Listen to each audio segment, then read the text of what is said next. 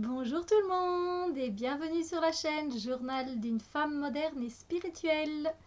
Steph, c'est moi. J'espère que vous allez bien, que vous êtes en forme et surtout bienvenue pour la question du. La question du, si vous ne connaissez pas, c'est une série de questions qui a été inventée par Letty de la chaîne Mystique et qui nous invite chacun à notre tour quelque part à chaque jour de la semaine. Quand on le souhaite évidemment, on a tous choisi un jour et on vient répondre à une question sur les cartes, plus spirituelle, plus psychologique. Donc voilà, dans cette petite boîte à questions se trouvent des questions, évidemment, hein, ça reste logique. Et donc je vais en piocher une pour cette question du dimanche. N'hésitez pas à aller voir pardon, la question du dimanche de Célia Méléville, sur carte Célia Méléville, carte et conscience, si je ne me trompe pas. Et puis vous avez aussi Mirabelle et le monde des oracles qui répondent à la question du. Voilà, je fais évidemment un gros bisou à tout le monde, à mes copinettes. J'espère qu'elles ont bien profité de leurs vacances, si elles sont revenues. Si elles y sont encore, qu'elles en profitent. Euh, et je fais un gros bisou à tout le monde, à ceux qui sont auprès de moi, qui me laissent des messages encourageants, positifs, gentils, qui me remercient. Moi, je les remercie d'être là. Je vous remercie vraiment du fond du cœur d'être auprès de moi. Ça me fait très plaisir de partager avec vous ces vidéos. Donc voilà, des nouveautés qui arrivent évidemment pour le mois de septembre. Et j'espère qu'elles vous plairont. Voilà, let's go! Merci à certains de mes abonnés qui m'ont rajouté des questions, ça fait plaisir. Vous pouvez donc également me poser des questions. Je ne sais plus sur quoi j'y ai pensé il n'y a pas très longtemps. Et je ne reviens plus dessus, c'est pas grave. Il y en a plusieurs. C'est vrai que je ne vous montre pas, voilà. Il y en a de toutes les couleurs. Voilà. Alors.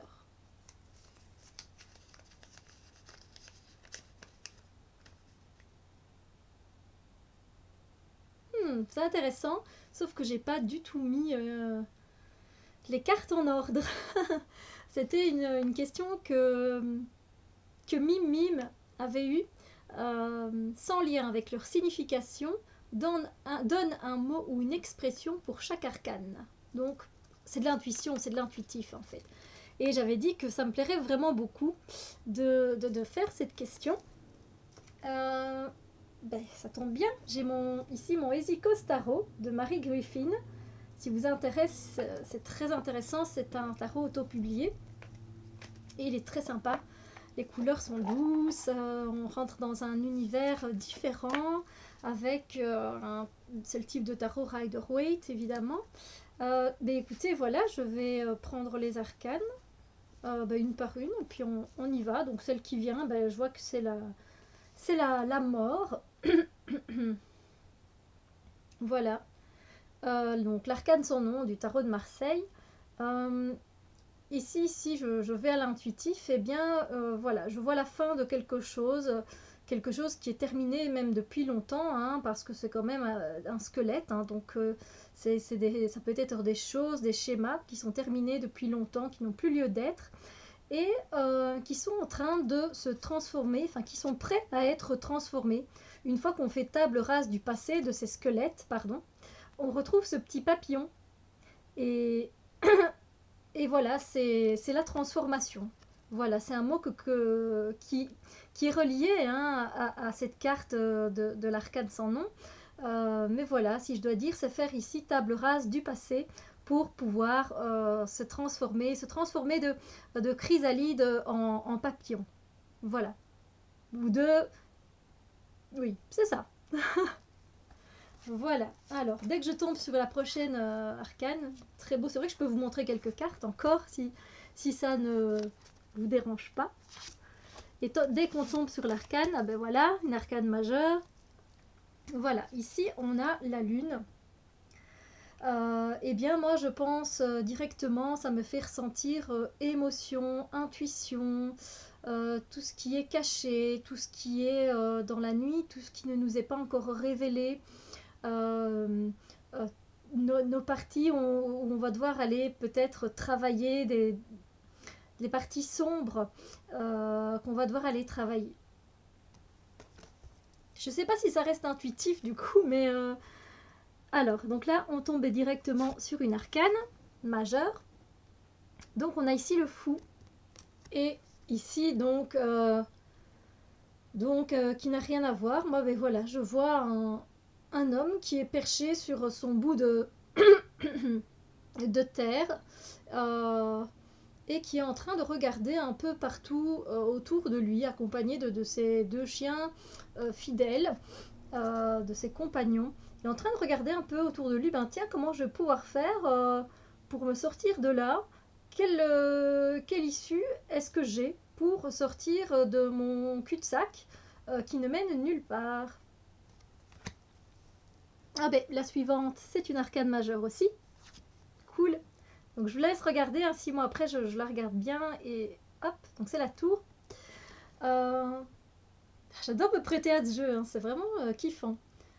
Mais voilà, la tour, elle explose, les gens, ils sautent aussi de cette tour, donc je dirais que peut-être que les gens étaient trop à leur aise dans leur...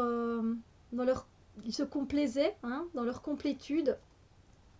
Et ben voilà, ça part en fumée. Et voilà, tout simplement, je dirais... voilà, je dirais destruction, c'est vrai que c'est ce qui me vient en premier, destruction, mais quelque chose de très soudain, donc voilà, destruction soudaine. Voilà, en 2 mots. Ah ben, une autre arcade majeure, le monde.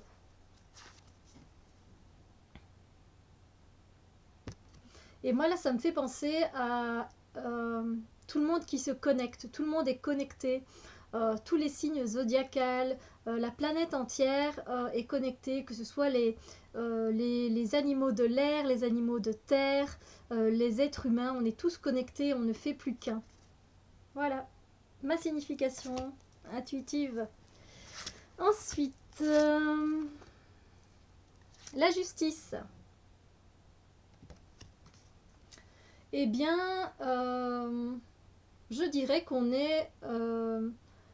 on n'a pas une libre circulation de l'énergie et on a un grand besoin d'être protégé. Et en plus de ça, on sait qu'on va devoir prendre une décision et on est un peu de marbre face à cette situation. Elle est dure à trancher et on n'a pas encore la force de lever notre épée pour pouvoir prendre une décision. Mais voilà, la circulation de l'énergie ne circule pas, ses jambes sont croisées et un grand besoin de protection avec ces chats qui la protègent. Voilà. Et un grand besoin d'indépendance. Là, ici, elle reste assez dépendante. Voilà. Et je pense que, comme ces chats, elle aimerait avoir l'indépendance de ses chats. Voilà. Mais la prochaine, c'est le magicien, le battleur. Et ici, moi je vois quelqu'un de déterminé. Je vois une personne qui a tous les pouvoirs avec lui. Mais je vois aussi un peu de... voilà, quelqu'un qui va utiliser tous les éléments qu'il a sur sa table. Et quelqu'un de très intuitif, de très indépendant, qui va tout mettre en œuvre pour arriver à ses fins, qu'elles soient bonnes ou pas. Voilà. Bon, ben directement après, les gars, on a les amants, j'allais dire, des fois c'est nommé les amants, les amoureux, l'amoureux dans le tarot de Marseille. Donc, ben voilà, ici on a de l'amour l'un envers l'autre, des gens qui s'aiment et qui sont sans masque l'un envers l'autre, ils se regardent, ils s'enlacent, ils sont bien, un moment d'amour, tout simplement.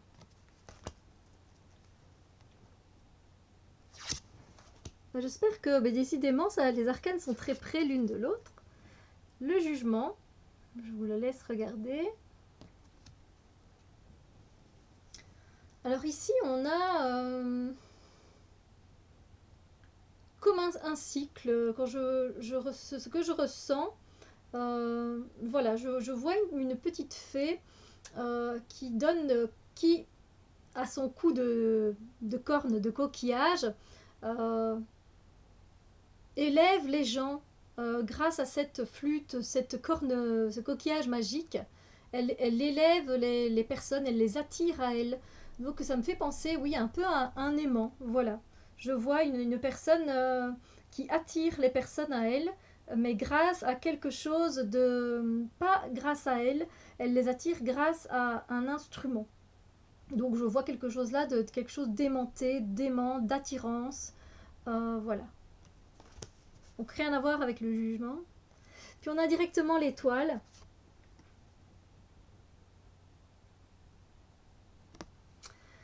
Alors l'étoile, on a ici, voilà, tout simplement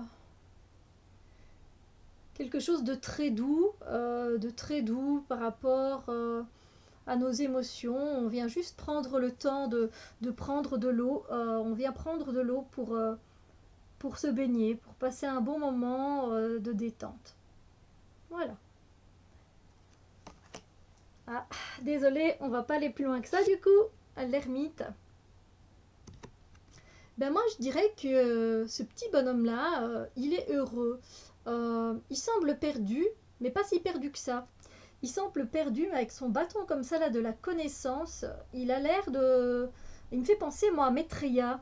Maitreya c'est le Bouddha, le Happy Bouddha, le Bouddha du bonheur, de la joie chez les Tibétains. Il me fait penser moi beaucoup à ça et je me dis qu'il n'est pas si perdu que ça ce bonhomme. Il a l'air de chercher après quelque chose avec sa lanterne, avec sa lumière, mais c'est quelqu'un qui a beaucoup de force et son bidou, son ventre, ça porte chance. Voilà. Allez, on peut continuer un petit peu, que je vous montre quand même ce beau tarot, hein.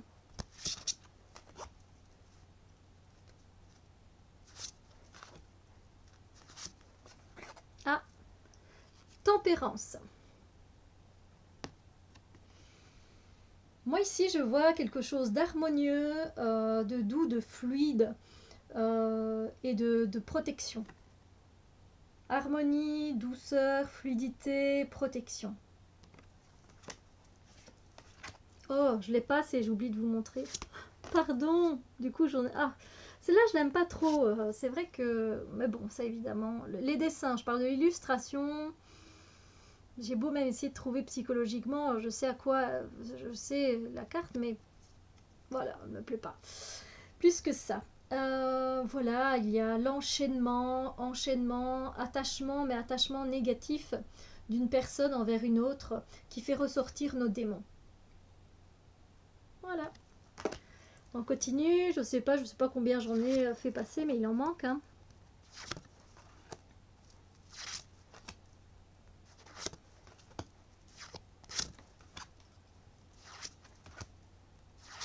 J'espère que ça dérange pas que j'ai pris un tarot illustré pour faire cette question due. J'espère que voilà, ça ne vous dérange pas.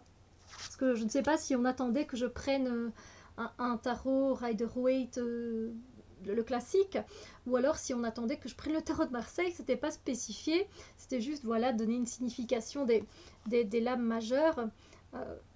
Et donner une signification, quelques mots sur chaque arcane. Donc voilà, j'espère que ça vous plaît. Donc c'est le chariot. Et moi ici je vois quelque chose de... C'est la fougue. Voilà, on parle de fougue, on parle d'y aller, on est dans l'action. Fougue, action, mouvement, on y va, let's go. On continue. Ah, voilà le soleil, qu'il est beau. Ben oui, évidemment, ça me fait penser, vive les vacances au soleil. Voilà, vacances au soleil, avec un ciel dégagé. Bonjour, la météo des plages. Pour cette journée, une journée ensoleillée et sans nuages vous est annoncée. Désolée, hein, je me prête au jeu, un petit peu de fun quand même.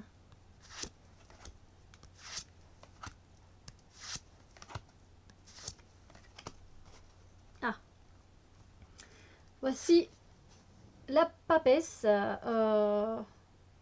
Oui, oui. En anglais, des fois, je bug. La grande prêtresse. Moi, je vois une femme sûre d'elle, qui a confiance en elle. Une femme confiante en elle, qui est en train d'apprendre quelque chose ou en train de se détendre. Mais elle n'a pas l'air très détendue, elle a l'air quand même assez tendue, assez figée. Qui est attachée à des choses dans la vie qui la retiennent à ses jambes. On voit bien qu'elle n'avance pas. Donc elle est quand même un peu bloquée et elle est limitée à une seule croyance. La sienne.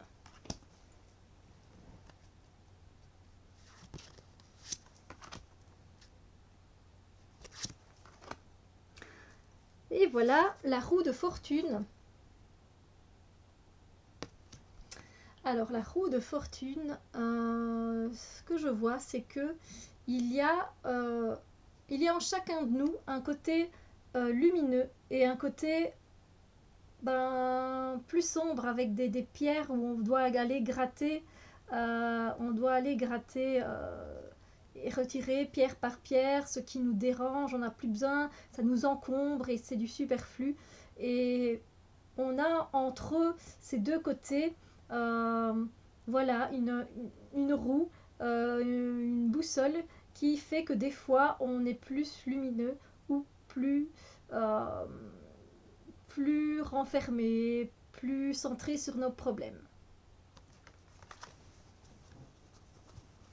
Alors je sais que je donne quand même un peu des significations du tarot. C'est vrai que c'est pas un exercice si facile que ça.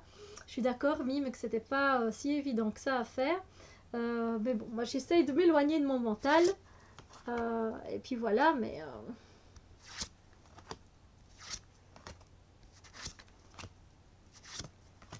moi qui suis très intuitive... Bon, nous sommes là avec le pape de Hierophant. Hierophant. Bon, c'est un mélange de russe et d'anglais. Alors ici, voilà, et je suis face à quelqu'un qui est vraiment mais accablé par le futur qu'il regarde. Je suis accablée de voir autant de choses. C'est quoi ce monde que je vois là devant moi? Vers quoi on va? Mais vers où on va? Voilà.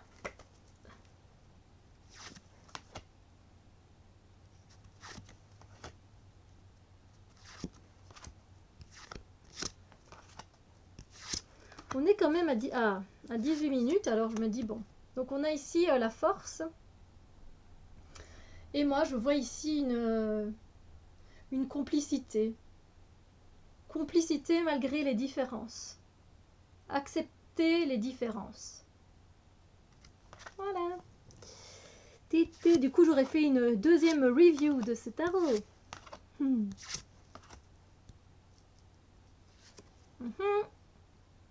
C'est parti. Voici la maman du jeu, l'impératrice. Donc, clairement, le lien de maman à enfant, lien familial, voilà, maman, enfant, enfant, maman.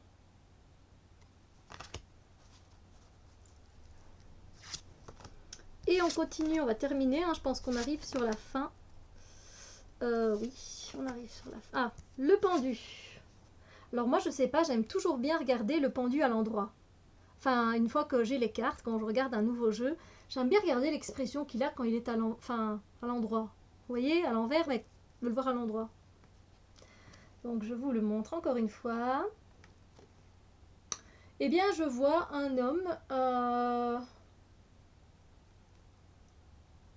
qui est capable de se détacher lui-même et de faire comme celui qui a fait le précédent, de se casser de cette situation. Voilà. Il a apparemment le pouvoir de le faire. C'est juste que lui non plus il ne laisse pas circuler son énergie très librement, mais peut-être qu'il essaye de donner des coups de pied à la corde ou de gratter avec ses ongles de pied pour faire partir la corde et se détacher comme le précédent. Ah, vous pouvez rire, hein, d'accord? On va pas se prendre la tête, on rigole, ok? Moi, à l'envers, des fois, je vois pas très bien. Je connais les cartes, mais bon, voilà, je crois que on a terminé. Donc voilà, j'espère que cette question du vous a plu. Moi, je me suis éloignée de mon mental, hein, je me suis plongée dans le jeu. Il y a des choses qui ressemblent des fois, évidemment, à la signification de l'arcane, mais corps, j'ai essayé vraiment de m'éloigner. Corps, c'est vraiment très belge ici. Donc voilà, sur ce, je vous fais des gros bisous lumière et à très très bientôt les amis.